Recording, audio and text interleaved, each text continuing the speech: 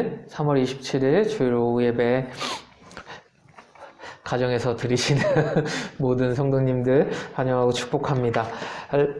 오늘은 믿음의 갈등이라는 제목을 가지고 함께 말씀 나누기 원합니다. 우리 믿음하면 가장 생각나는 구절이 있는데요. 우리 한번 이 구절 한번 볼까요? 함께 읽어보도록 하겠습니다. 믿음이 없이는 하나님을 기쁘시게 하지 못하나니 하나님께 나아가는 자는 반드시 그가 계신 것과 또한 그가 자기를 찾는 자들에게 상 주시는 이심을 믿어야 할지니라. 아멘. 히브리서 말씀인데요. 우리가 믿음이 없이는 하나님을 기쁘시게 하지 못한다는 걸 믿으십니까? 인정하십니까? 우리는 진정으로 우리가 하나님을 기쁘시게 하기 위해서는 우리의 믿음의 고백이 필요합니다. 그러나 이 믿음의 고백을 하고 믿음의 행위를 할 때, 믿음의 행동을 주님 앞에 드릴 때에는 변함없이 한 가지 과정을 거치게 됩니다. 그것은 앞서 말씀드렸듯이 제목에서 나와 있듯이 믿음의 갈등을 겪어야 되는 것입니다. 이 믿음의 갈등이 어떻게 우리 가운데 나타났고 우리 선진 가운데 나타났는지 우리 함께 말씀 보면서 봤으면 좋겠는데요. 그 전에 2020년 6월이 어떤 때인지 아십니까? 2020년 6월. 2019년부터 말미부터 코로나가 나타나기 시작했죠. 그리고 2020년 6월은 한창 모든 나라들이 코로나로 인하여서 방역에 비상 걸렸을 시간입니다.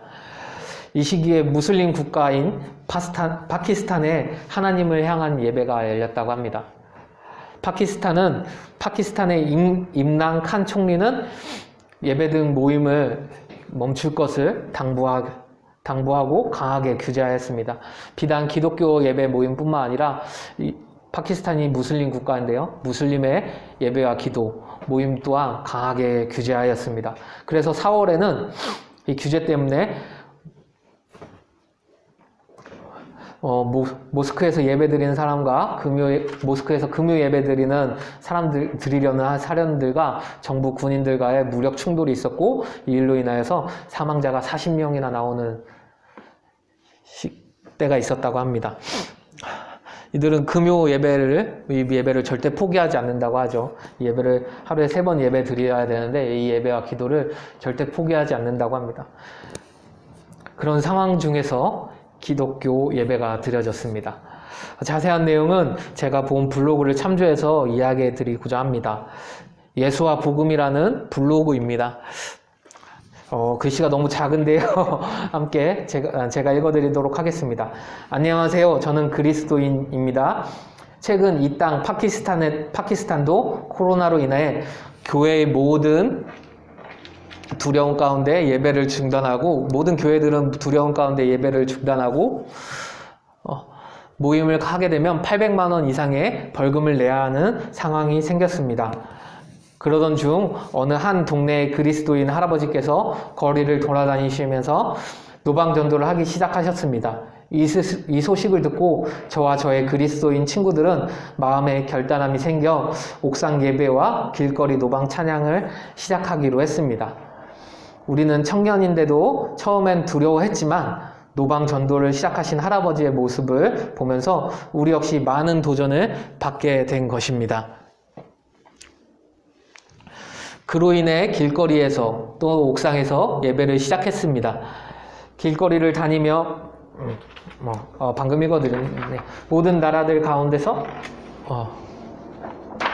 우리는 잡히기도 했고 많은 우여곡절이 있었지만 결국에는 예배를 갈급했던 이곳의 수많은 사람들이 함께 노방 찬양에 동참했고 주일에는 옥상에서 스피커를 설치해 함께 각자의 집 옥상에 모여 예배 드리기도 했습니다. 모든 나라들 가운데서 예배가 없어졌다는 소식을 들은 이때에 저희는 이곳에서 이 순간들을 통해 마지막 시대의 믿음을 배우게 된 것 같습니다. 사단은 어떻게든 모이기를 폐하려 하지만 성도들의 믿음은 어떻게 해서든 주님을 예배하는 것을 사수하고자 했습니다. 이곳에 있는 성도들이 끝까지 믿음을 지키며 이슬람 국가 사이에서도 구루터기와 같이 굳건히 하나님을 예배하기를, 또한 우리만 믿음을 지키며 사는 것이 아닌 이제 주를 알지 못하는 무슬림을 향해 복음을 들고 담대히 나아가는 자들로 일어서기를 어떠한 고난과 핍박이 오더라도 끝까지 지금처럼 예배를 사수하며 믿음을 지키기를 함께 기도해 주세요. 주의 권능의 날에 주의 백성이 거룩한 옷을 입고 즐거이 헌신하니 새벽 이슬 같은 주의 청년들이 주께로 나오는도다. 시편 110편 3절 말씀입니다. 아멘 할렐루야. 새벽 이슬 같은 주의 청년 살라맛을 통해 파키스탄의 교회를 일으켜주실 주님을 찬양합니다. 코로나 사태로 정부는 파키스탄 교회 문을 닫으려고 하지만 신실한 파키스탄 그리스도인들이 결코 뒤로 물러서지 않고 예수님의 이름을 높이며 예배하게 하시니 감사합니다.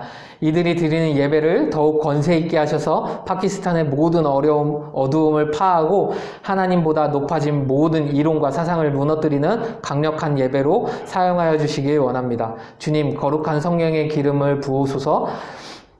지금은 주의 권능의 날임을 선포합니다. 이슬람 국가인 파키스탄에서 새벽 이슬 같은 주의 청년들이 일어나고 있습니다. 더 많은 예수 청년들을 일으켜 주셔서 이제는 모든 민족의 생명을 살리는 선교사들로 사용하여 주옵소서. 파키스탄 가운데 선교 부흥을 주옵소서. 마지막 시대 사단의 머리를 짓밟으며 모든 민족의 예배를 파수하는 거룩한 파키스탄 교회로 승리할지어다. 아멘.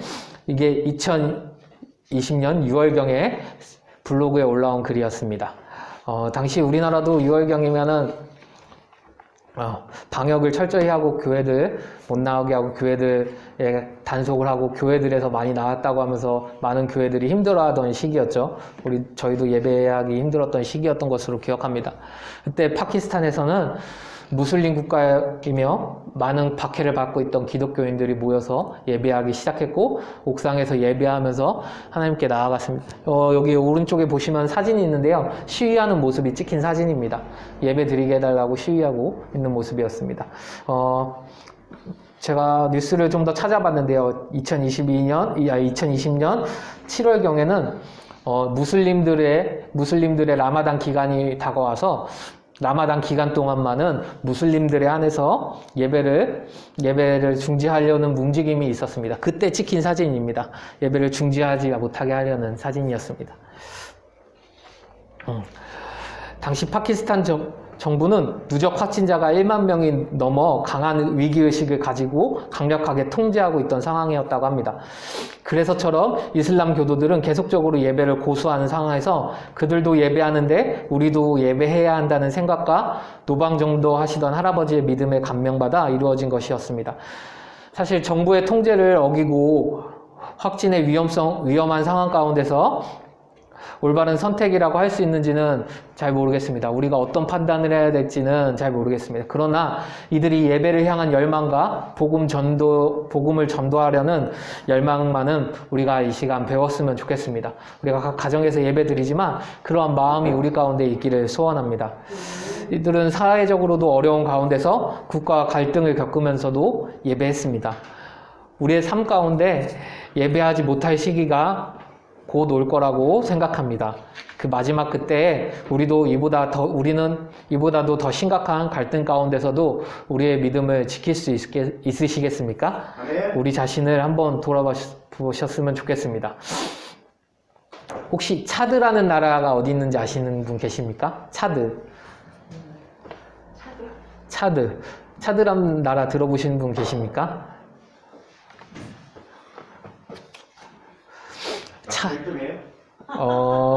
아닙니다. 집에서 들으시기 때문에 검색할 수 있기 때문에. 자, 보이시나요? 여기 빨간색 표시된 거 보이시나요? 아프리카 대륙입니다. 이집트, 수단, 커피가 맛있는 에티오피아, 그리고 수단과 나이지리아 사이에 차드가 있습니다. 리비아, 수단, 니제르는 다 무슬림 국가죠. 무슬림 국가에 차드가 있고, 여기에서 보시면은 여기 다음 걸로 여기 허여멀건하게 보이시는 부분, 이 부분은 사막입니다. 사막.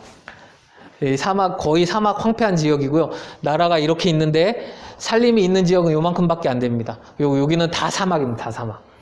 근데 이 사막에도 사람이 살고 있다고 합니다. 유목민족이. 차드는 아프리카에 있는 땅덩이는 넓지만 인구 1643만의 작은 나라입니다. 거기다 국토의 반이 사막에 있으며 사막으로 돼 있으며 4분의 1만 산간지역인 곳입니다. 수도는 많이 들어보셨을지 모르겠지만 은자메나라고 합니다. 은자메나. 이제 지난주에 들으셨을지 모르겠지만 제가 별명 붙여드린 거 아니고요. 저희 같이 다니던 형이 붙였는데 친절한 은자씨라고 제가 많이 전파를 했습니다. 오히려 제가 전파를 해서 제가 저런 줄 알고 계시는데 워낙 너무 친절해서 모든 사람에게 다 친절해서 친절한 은자씨라고 많이 불렸었던 우리 목사님, 그 은자의 같은 은자메나라고. 그래서 수도가 참 낯설지 않은데요. 제가 차드를 알게 된 것은 저의 딸의 동화책을 읽어주다가 알게 되었습니다. 그 동화책 내용이 무엇이었냐면 이곳의 아이들이 학교를 다니는데 학교가 다니는 기간이 우기가 끝난 뒤부터 3, 4개월간 학교를 다닌다고 합니다. 3, 4개월만 학교를 다니고 다시 집으로 들어가서 각자 일하고 공부하다가 다시 우기가 끝난 다음에 모여서 3, 4개월을 합니다. 이 학생들이 가장 먼저 계약해서 하는 일이 무엇이냐면 교실을 만드는 일입니다. 흙을 모아서, 물에 젖은 흙을 모아서 흙단을 쌓고 교실을 만든다고 합니다. 이렇게 할 수밖에 없는 이유는 인구의 80%가 극빈층이기 때문이라고 합니다. 예전에 우리나라 뉴스에서도 나왔는데요. 뉴질랜드의 게사료 업체가 그렇게 먹을 거 없으면 우리가 남는 사료라도 줄 테니까 먹을래? 라고 했다고 합니다. 그래서 이 사료 업체가 국제적으로 엄청난 욕을 먹었는데요. 당시 차드 사람들은 그거라도 달라고 했을 정도로 굉장히 가난과 배고픔에 굶주린 땅이라고 합니다.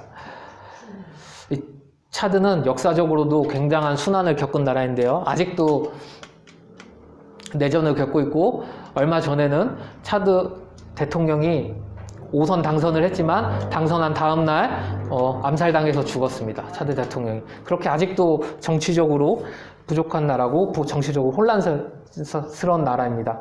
포르투갈, 네덜란드, 벨기에, 스페인, 영국, 프랑스, 프로이센, 독일 등의 식민지를 거쳤다고 합니다. 벌써 나라만 6개가 넘는 나라의 식민지를 거쳤고요.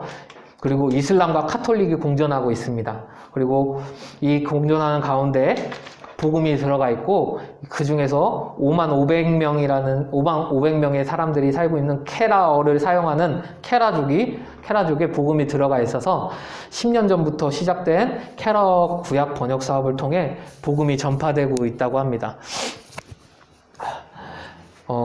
이 케라어 지역 목사님의 인터뷰 내용 한번 들려드리도록 하겠습니다. 차드에는 여러 소수 민족들이 있지만 모두가 저희 케라 사람들처럼 은혜를 받지 못했습니다. 하나님께서 저희를 사랑하셔서 저희에게 말씀으로 은혜를 주셨습니다. 케라어 신약 덕분에 저희는 영생을 얻게 되었습니다. 그리고 이제는 성경 전설을 기다리고 있습니다. 에녹 베초크데라는 목사님인데요. 사진은 나와 있지 않는데 이 목사님의 말씀을 보시면 차드에 있는 여러 민족들, 소수 민족들 중에 우리가 가장 은혜 받은 사람이라고 합니다. 이렇게 말씀하는데요. 차드의 이 케라족은 못 사는 빈민층 중에서도 가장 빈민층에 속하는 사람들입니다. 이 사람들은 농작할 땅도 없는 사람들입니다. 다른 소수 민족들에게 농작지를 빌려야지만이 농사를 지을 수 있고, 그렇지 않으면은 밥 먹고 살기도 힘든 사람들이라고 합니다. 그런데도 에녹 목사님은 우리에게 신약 성경의 말씀을 주셔서 우리가 영생을 얻었기 때문에 이 차드에 있는 모든 민족중 중에서 우리가 가장 은혜 받는 사람이라고 고백하고 있는 것입니다.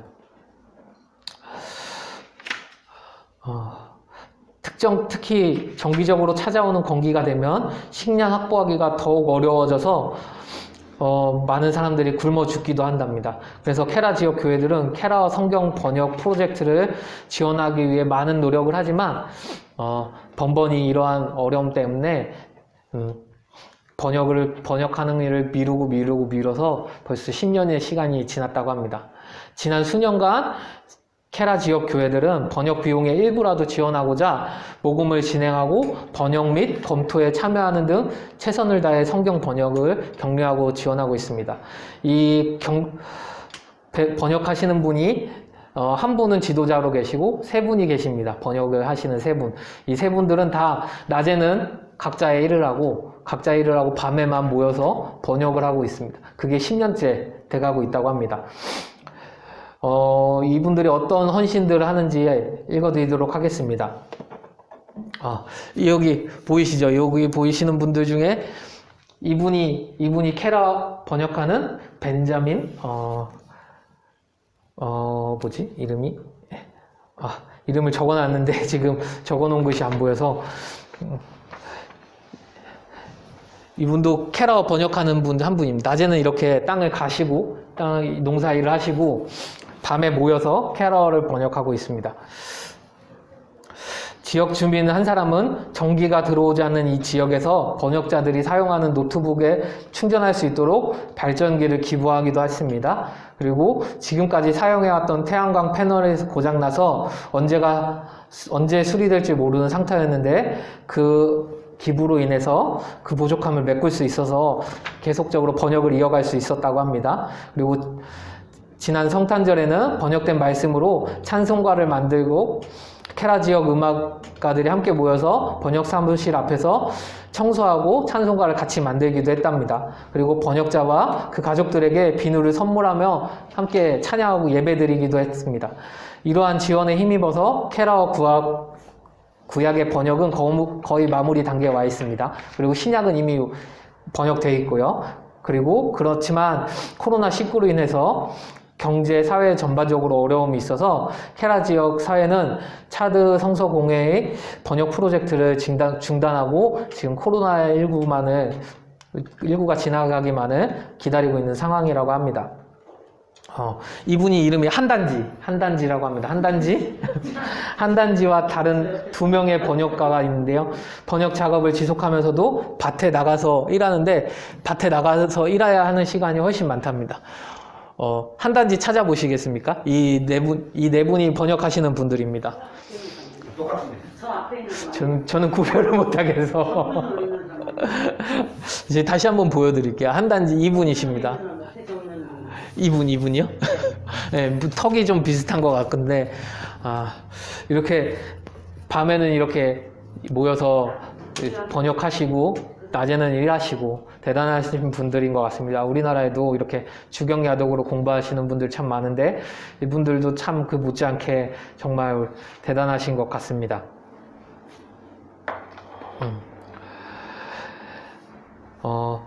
이분들이 기도 제목이 있다면 케라어로 된 성경전서 신구약 완성을 위해 함께 기도해 주시기 바라며 말씀을 향한 열정과 헌신을 우리가 모든 사람들이 본받기를 소원한다고 합니다. 그리고 하나님께서 이 사람들을 사용하실 때 우리를 통하여서 원하시는 무언가를 말씀하실 때 우리 가운데 하나님을 만나는 역사가 일어나길 소원한다고 기도했습니다.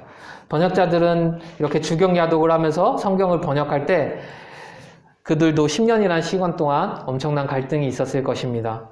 자그마치 10년이란 기간 동안 얼마나 많은 갈등과 고민을 했을지 안 봐도 보이는 것 같습니다. 낮에는 일하고 밤에는 번역하고 그것도 보통 일이 아니죠. 밭일하고 하는 것들을 강한 육체적인 힘든 일들을 하고 나서 밤에 모여서 기도하고 번역하는 일들이 쉽지만 않았을 텐데 그런 것들 하고 그러면서도 먹을 것들을 챙겨야 했고 각자 자기 가족들을 먹여 살려야 했습니다.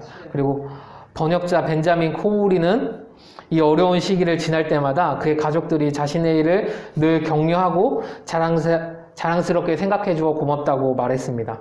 그는 구약 번역에 매진하던 중 한 구절이 그와 그의 가족에게 깊은 평안을 주었다고 했는데 여호수아 1장 5절에서 6절과 신명기 31장 6절 말씀을 통해 하나님이 절대 너를 떠나지도 버리지도 않는다는 사실과 강하고 담대하라는 말씀을 주셨다고 말했습니다. 그 말씀이 힘이 되어서 번역하는데요. 이 벤자민은 지역사회의 다른 사람들도 자신과 같이 말씀을 읽을 수 있는 기쁨을 누릴 수 있도록 하루속히 케라와 성경전서가 모든 사람들에게 보급될 수 있기를 고대하고 있습니다. 벤자민 코우리, 번역자 벤자민 코우리가 한 말인데요. 저희 지역민들이 자신의 언어로 된 성경 말씀을 읽고 이해하며 삶에 적용하게 된다는 것이 저에게는 크나큰 기쁨입니다. 저희 언어로 된 성경 전서가 지역사회에 전달될 때 거대한 변화가 일어날 것이라고 확신합니다. 라고 고백했다고 합니다. 여기 있다. 이분이 벤자민 콜이라는 분인데요. 지금 뭐 하시는지 보이십니까? 이 사람들이 지금 문맹률이 22%밖에 안 된다고 합니다. 22%라서 글자를 가리키는데 글자를 가리키는 도구로 신약 성경을 사용하고 있습니다. 신약 성경을 사용해서 글자를 가리킴으로 이들 가운데 복음이 들어갈 수 있게 계속적으로 노력하고 있다고 합니다.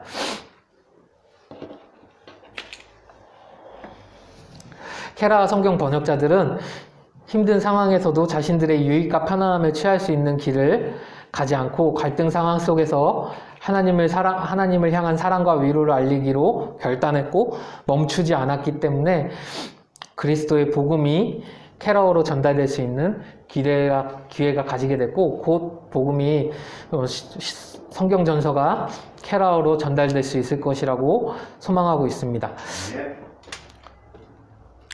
케라어 신약이 출간된 후 지금까지 말씀은 지역사회의 일상생활에 깊은 곳까지 파고들었고 영향을 미치고 있다고 합니다.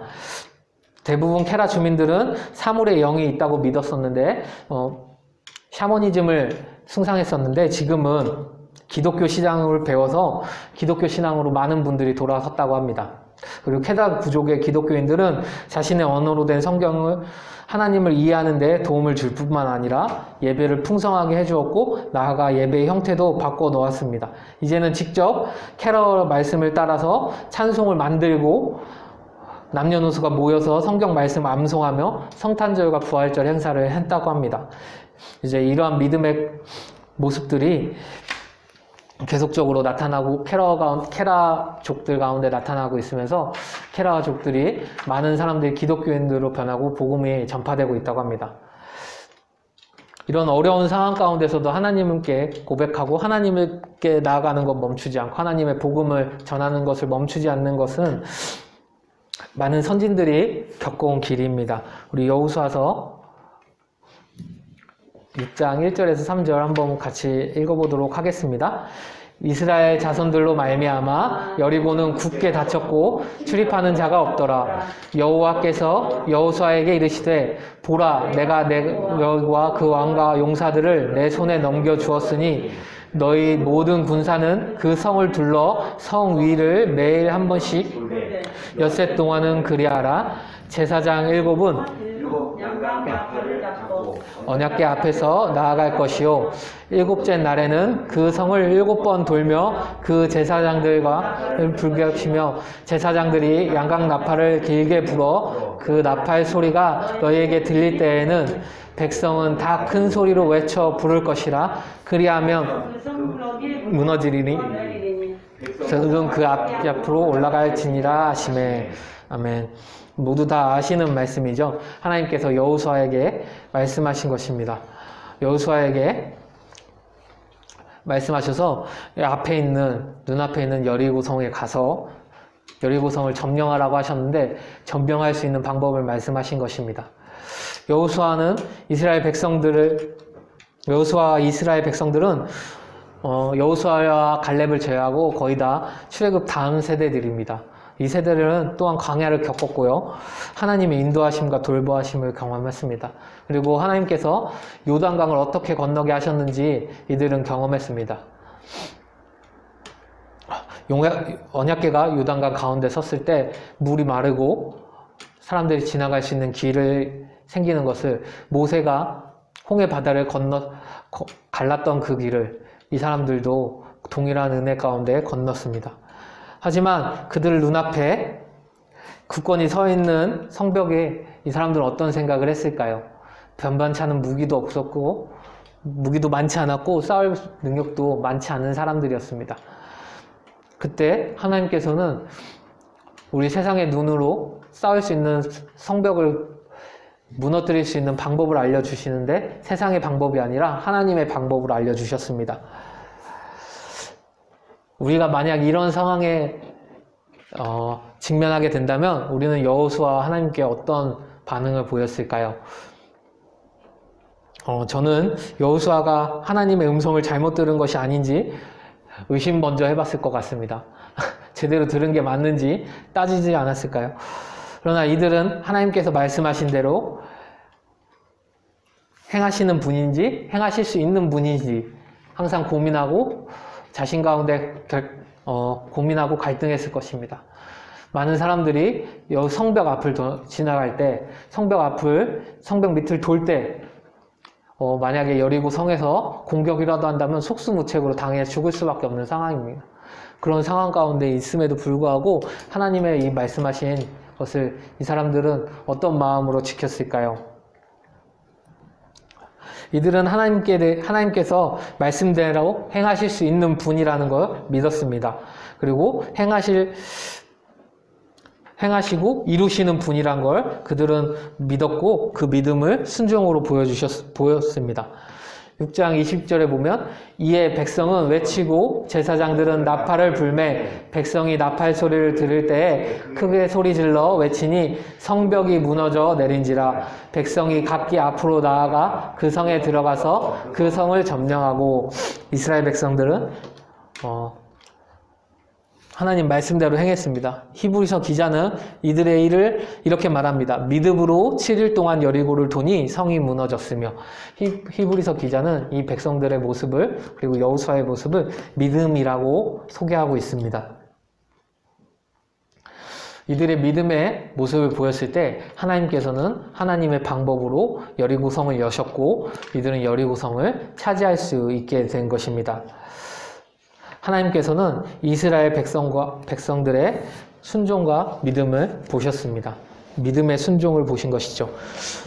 자, 히브리서 아까 이어서 계속 읽어볼까요? 믿음으로 7일 동안 여리고를 도니 성이 무너졌으며 믿음으로 기생 라합은 정탐꾼을 평안히 영접하였으므로 순종하지 아니한 자와 함께 멸망하지 아니하였도다. 내가 무슨 말을 더하리요? 기드온, 바락, 삼손, 입다, 다윗 및 사무엘과 선지자들 일을 말하려면 내게 시간이 부족하리로다.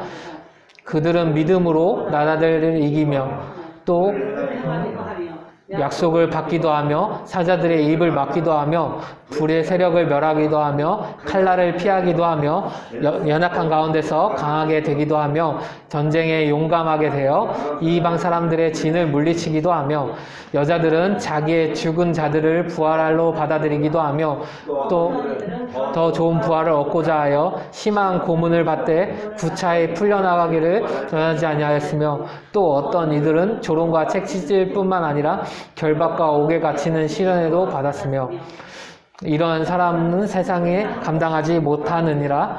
이들의 광야와 산과 동굴과 토굴에 유리하였느니라.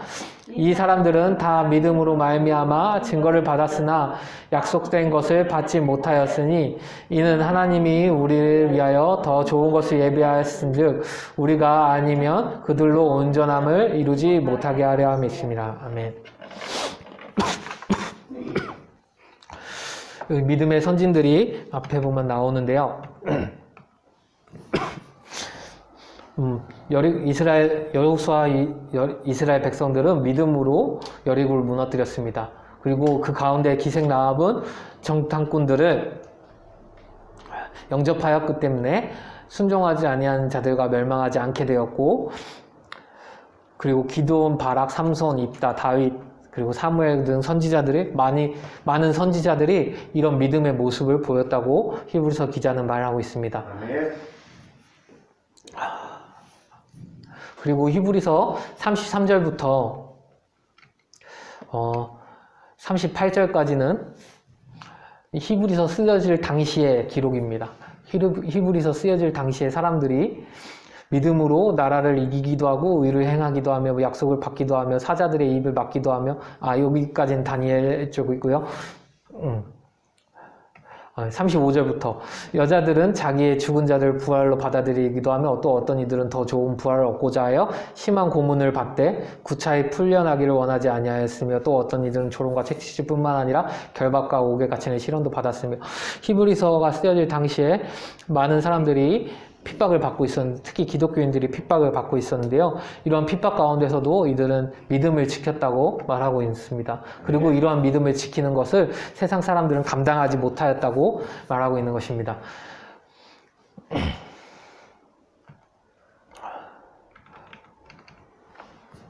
우리 여기서 기드온의 모습을 한번 보고자 합니다. 사사기 6장 33절인데요. 그때 미디안과 아멜렉과 동방 사람들이 다 함께 모여 요단강을 건너와서 이스라엘 골짜기에 진을 치니라. 이스라엘 골짜기에 진을 치고 있습니다. 이스라엘을 공격하기 위해서. 기드온은 이 가운데, 이런 상황 가운데 하나님께서 기드온을 사사로 부르셨습니다. 1절부터 8절 함께 읽어보도록 하겠습니다. 여룻바알이라 하는 기드온과 그를 따르는 모든 백성이 일찍 일어나 하롯셈 곁에 진을 쳤고 미디안 진영은 그들의 북쪽이요 모레산 앞 물자기에 있었더라. 여호와께서 기드온에게 이르시되 너를 따르는 백성이 너무 많은즉 내가 그들의 손에 미디안 사람을 넘겨주지 아니하리니 이는 이스라엘이 나를 거슬러 스스로 자랑하기를 내 손이 나를 구원하였다 할까 함이니라. 이제 너는 백성의 귀에 외쳐 이르기를 누구든지 두려워 떠나는 자는 길르앗의 산을 떠나 돌아가라 하라. 이에 돌아간 백성이 22,000명이요 남은 자가 10,000명이었더라. 여호와께서 또 기드온에게 이르시되 백성이 아직도 많으니 그들은 인도하여 물가로 내려가라. 거기서 내가 너를 위하여 그들을 시험하리라. 내가 너를 위하여 그들을 시험하리라.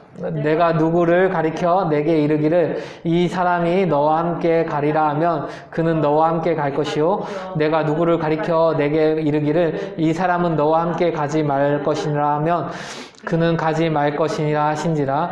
이에 백성을 인도하여 물가에 내려가매 여호와께서 기드온에게 이르시되 누구든지 개가 핥는 것 같이 같이 혀로 하는 자는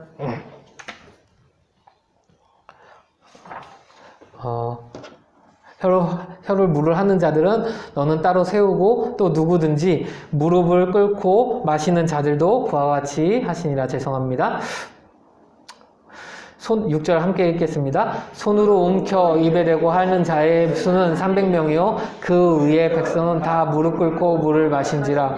여호와께서 기드온에게 이르시되 내가 이 물을 핥아 먹은 300명으로 너희를 구원하며 미디안을 내 손에 넘겨주리니 남은 백성은 각기 이제 처소로 돌아갈 것이니라 하시니 이에 백성이 양식과 나팔을 손에 든지라. 기드온이 이스라엘 모든 백성을 각각 그의 장막으로 돌려보내고 그 300명은 머물게 하니라. 미디안 진영은 그 아래 골짜기 가운데에 있었더라. 아멘. 우리가 잘 아시는 말씀이죠. 기드온과 300용사입니다.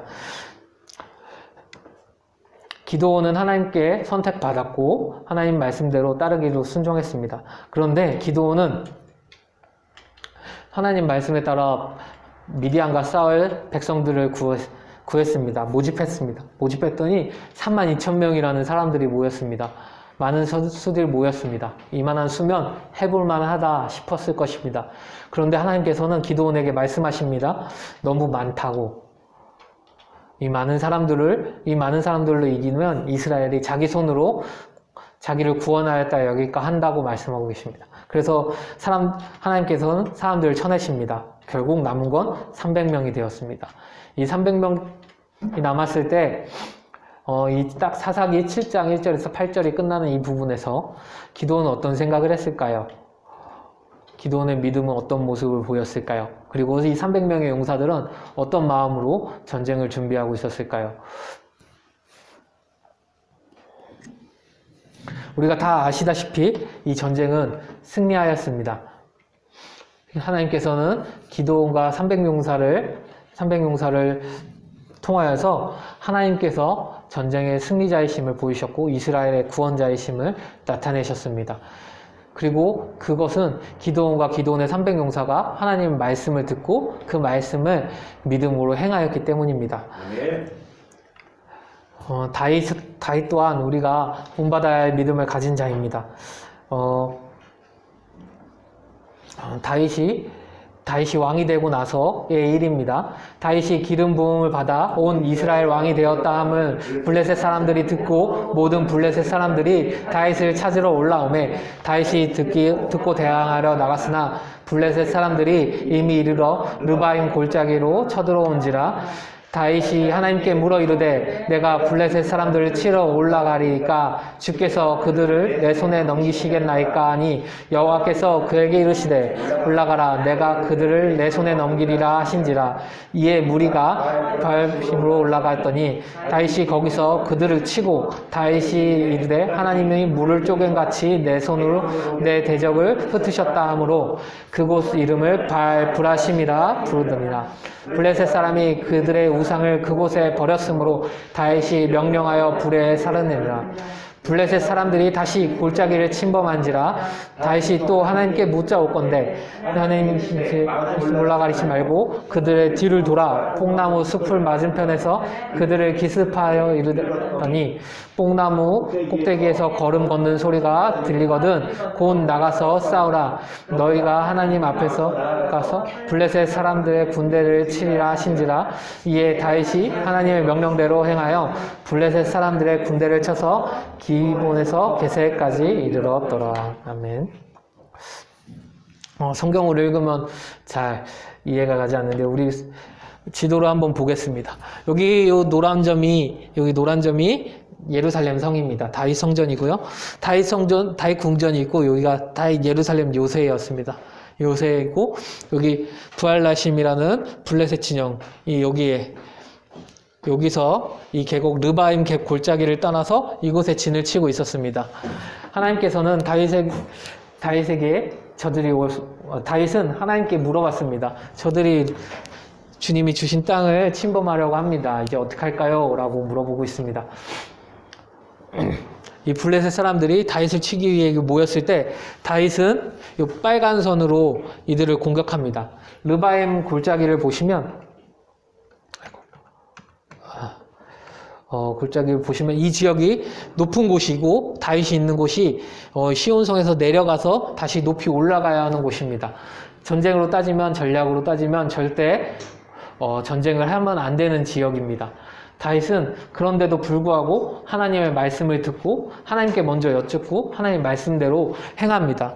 어려운 전투라는 걸 알고 있지만 하나님께서 시키시고 하나님께서 주시기로 약속하셨다면 그것이 그대로 이루어진다는 것을 다윗은 믿어 의심치 않고 공격하게 됩니다. 그리고 나서 블레셋은 이 빨간 큰 화살표대로 도망갔습니다. 그러다 다시 다윗이 예루살렘 성으로 돌아갔을 때 이곳을 다시 점령하게 됩니다. 그리고 다시 여기서 재밌는 것은 다윗이 하나님께서 이길 수 있는 방법을 가르쳐 주셨음에도 불구하고 다시 한번 하나님께 여쭤봅니다. 다윗은 자신의 생각과 자신의 경험과 그리고 자신의 뜻대로 하지 아니하고 하나님께 여쭤봄으로 하나님께 자신의 믿음을 다시 한번 보이는 것입니다. 하나님께서는 또 다른 방법을 말씀해 주셔서 여기 뽕나무 숲으로 인도하시고 이곳에서 치게 하십니다. 그래서 이번에는 위쪽으로 게바와 게셀 지역까지 기브온, 게바, 게셀 지역까지 퍼져나가게 합니다. 그래서 이들이 북쪽 방향으로 다 블레셋이 북쪽 방향으로 도망가게 되고 게바와 게셀, 기브온까지 다시 이스라엘의 지역을 삼아 주시는 것입니다.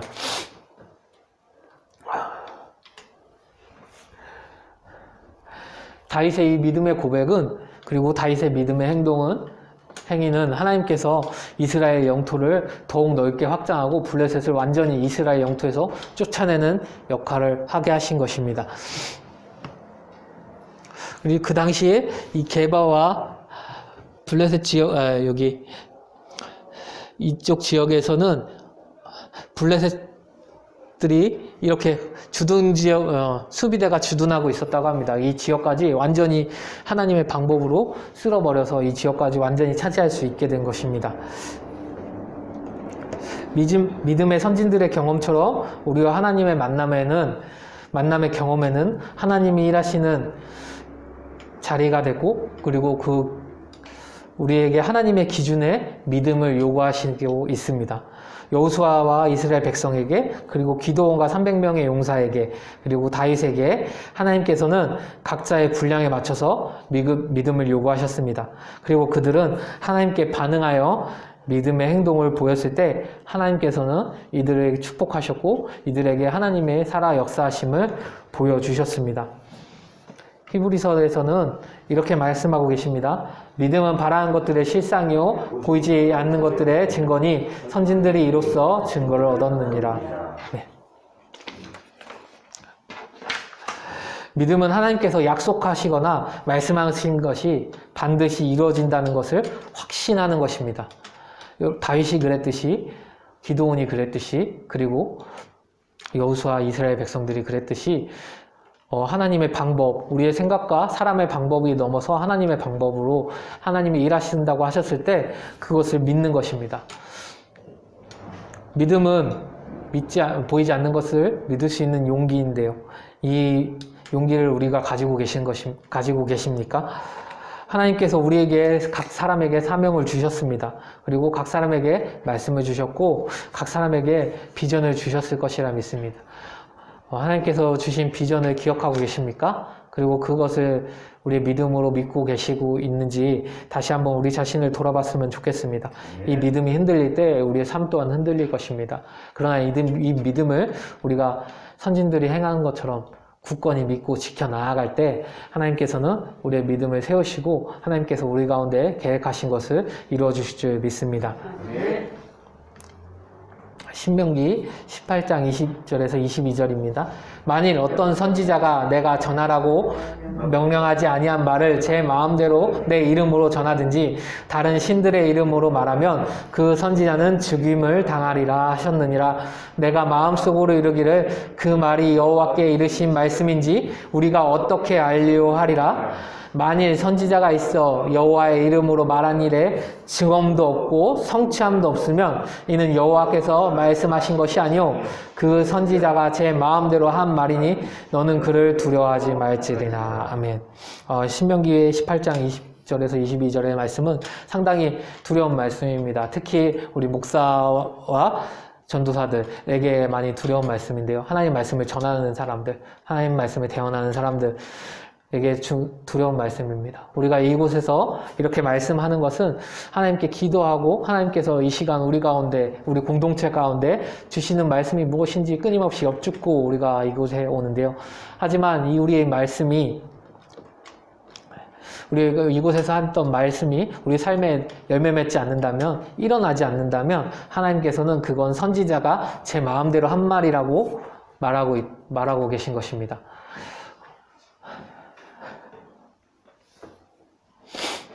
우리는 우리의 믿음의 주체, 이 믿음의 우리가 누구를 믿는지, 그리고 믿음이 무엇을 바라는 것인지 다시 한번 우리 자신을 점검할 필요가 있습니다.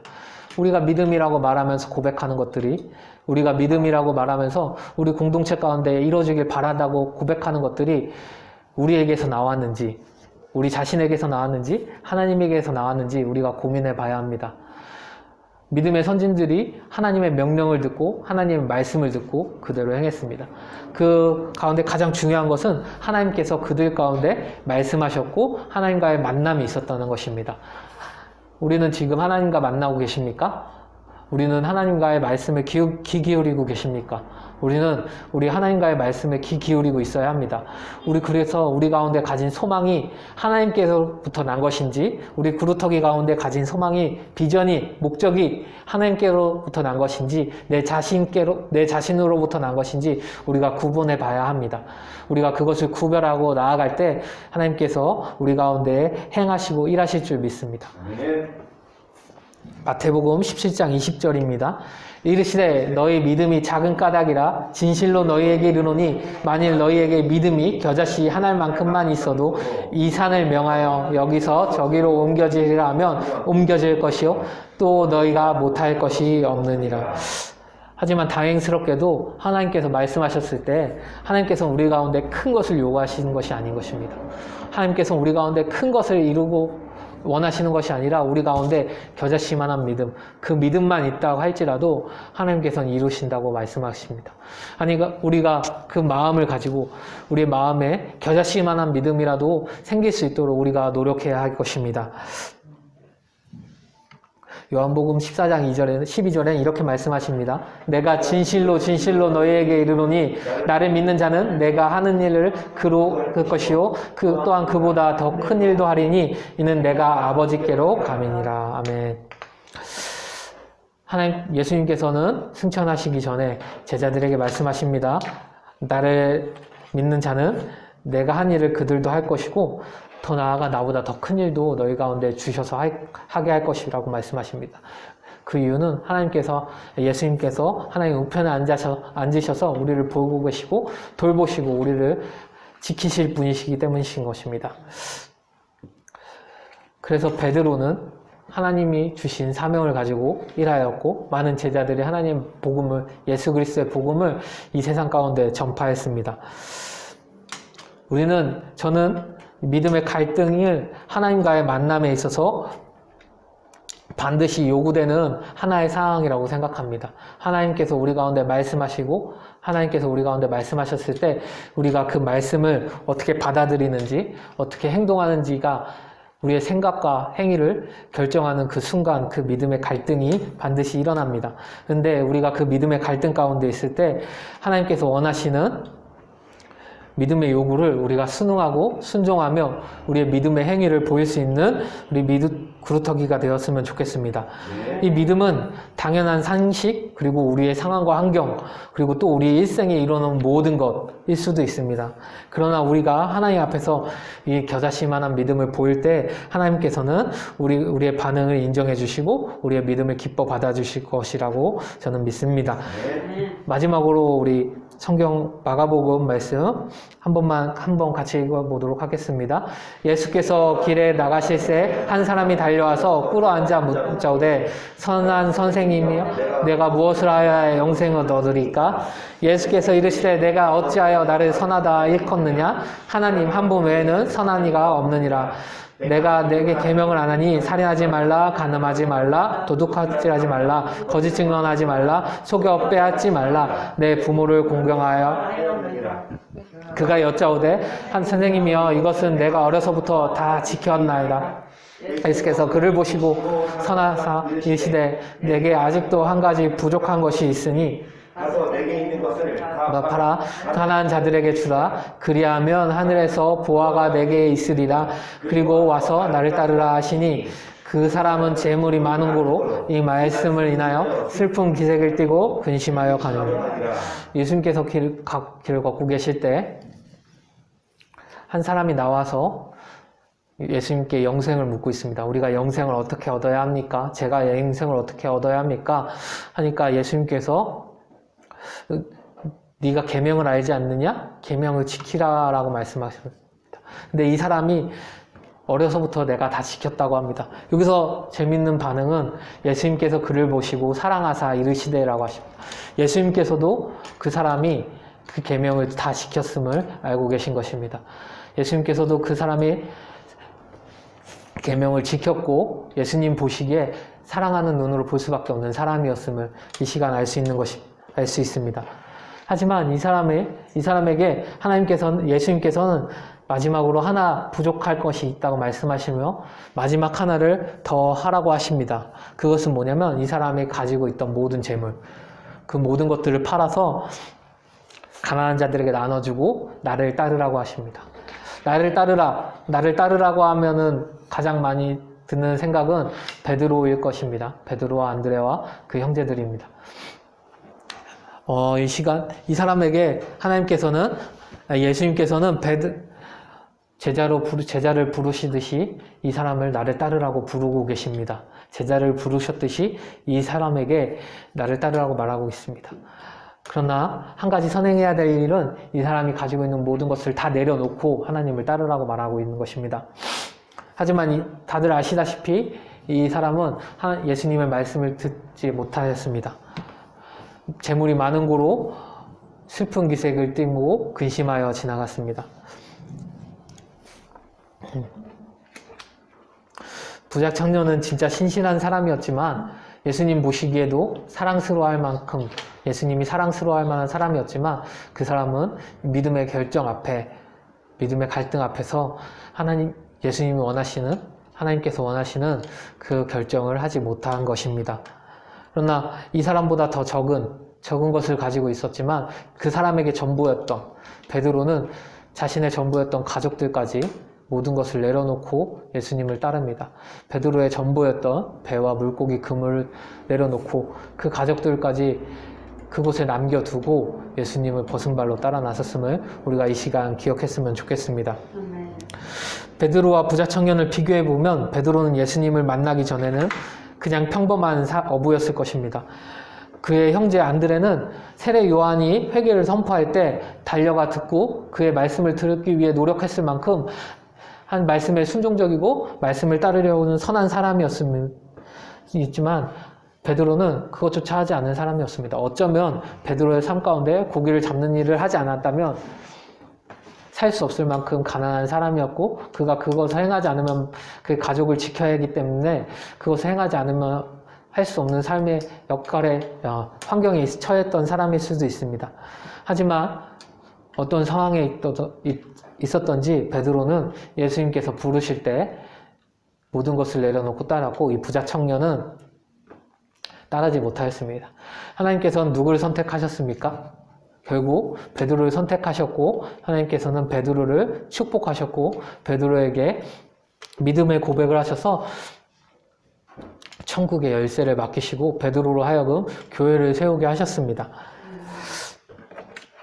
믿음의 갈등은 하나님을 만날 수 있는 기회의 순간입니다. 이 순간은 우리 하나님께 우리의 믿음을 보여야 합니다.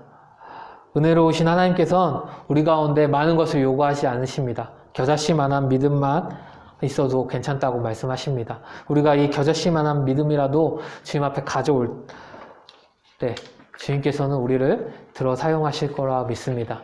많은 믿음의 선진들을 사용하셨듯이 우리를 사용하시길 소원합니다. 그래서 우리가 주님 나라에 갔을 때 주님께서 우리를 잘했다 칭찬받는 종이 되길 소원합니다. 아멘. 우리 처음에 읽었던 말씀 한번 더 읽어볼까요? 믿음 없이는 하나님을 기쁘시게 하지 못하나니 하나님께 나아가는 자는 반드시 그가 계신 것과 또한 그가 자기를 찾는 자들에게 상 주시는 이심을 믿어야 할지니라. 아멘. 우리가 이 시간 함께 기도했으면 좋겠습니다. 우리가 주님 앞에서 나아갔을 때 주님께서 우리 가운데 원하고 계시는 믿음이 있습니다. 우리 삶 가운데 각 사람에게 맞는, 각 사람의 분량에 맞는 믿음을 원하고 계십니다. 하나님께서 그 믿음 원하실 때가 바로 그 갈등이 일어나는 그 순간이 바로 우리가 하나님을 만날 수 있는 순간이고 하나님 은혜 받을 수 있는 순간임을 기억했으면 좋겠습니다. 우리가 그런 순간이 도래했을 때 우리가 하나님을 믿고 하나님 앞에 믿음의 고백을 할 수 있는 사람들이 되게 해달라고 하나님이 원하시는 그 믿음의 고백을 할 수 있는 우리가 되게 해달라고 우리 이 시간 함께 기도하겠습니다.